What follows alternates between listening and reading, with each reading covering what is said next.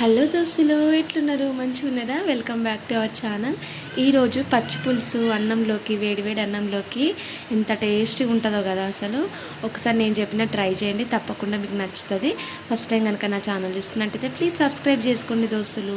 దానికోసం ముందుగా ఒక పెద్ద నిమ్మకాయ సైజ్ అంత చింతపండుని పెట్టుకోండి పక్కన. అది మొత్తం నానిన తర్వాత దాంట్లోకి బాగా పిసికేసి మన పులుసు మొత్తం తీసుకొని పక్కన పెట్టేసుకోండి.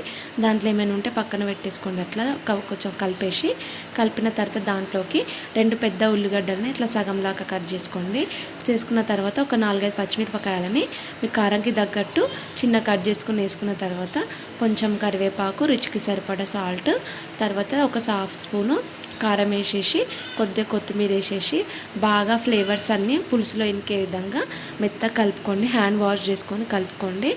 ఇది కలుపుకునే విధానంలోనే పులుసు అనేది టేస్ట్ అనేది తెలిసిపోతుంది అన్నమాట. చూడండి, ఇట్లా కలుపుకొని పక్కన పెట్టేసుకోవాలన్నమాట. ఆనియన్స్ ఎంత బాగా ఇంకితే అదంత టేస్టీగా ఉంటుంది అనమాట.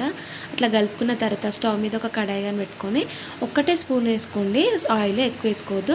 తర్వాత దాంట్లోకి కొద్దిగా ఆవాలు, కొంచెం జీలకర్ర, కొద్దిగా పోపు దినుసులు ఇవి ఉంటాయి కదా, మినప్పప్పు, తర్వాత కచ్చాపచ్చాగా దంచుకున్న మన ఎల్లిపాయలు వేసేసి బాగా వేపుకోండి. వేగిన తర్వాత ఒక 2-3 ఎండుమిరపకాయలు వేసేసి బాగా కలుపుకోండి. దాంట్లోకి తర్వాత కొద్దిగా చిటికెడు పసుపు వేసుకోండి. పసుపు వేసుకున్న తర్వాత కలిపినాక కొంచెం కరివేపాకు, కొంచెం కొత్తిమీర వేసేసుకోండి. ఫస్ట్ టైం కనుక నా ఛానల్ ఎవరైనా చూస్తున్నట్టయితే ప్లీజ్ సబ్స్క్రైబ్ చేసుకోండి దోస్తులు.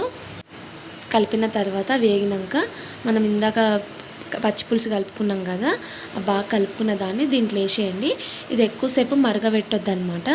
ఇది మరగబెట్టకుండానే దాంట్లో వేసేసి ఒకసారి బాగా కలిపేసినాక ఒకవేళ రుచికి సరిపడా సాల్ట్ ఏదైనా తక్కువైతే ఇప్పుడే వేసుకోండి. సాల్ట్ చూడండి, సాల్ట్ సరిపోతే ఇంకా దింపేసుకోవడమే. అసలు దాంట్లో మరగబెట్టాల్సిన పని లేదు. ఇది కొంతమంది ఇలాగే తింటారు, లేకపోతే పోపు వేసుకొని తినొచ్చు అనమాట.